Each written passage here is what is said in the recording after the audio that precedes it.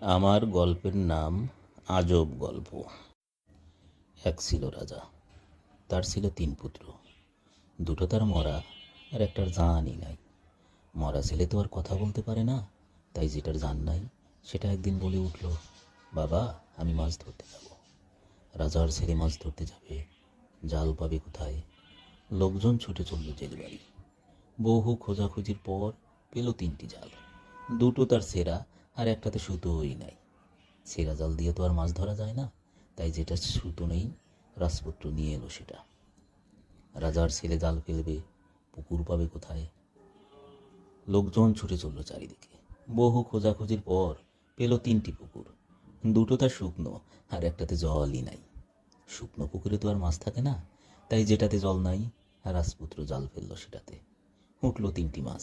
দুটো তার মরা পচা, আর একটাতে আঁশই নাই। মরা পচা মাছ তো আর খাওয়া যায় না, তাই যেটাতে আঁশ নাই নিয়ে আসলো সেটা। রাজপুত্র পাক চড়াবে, পাতিল পাবে কোথায়?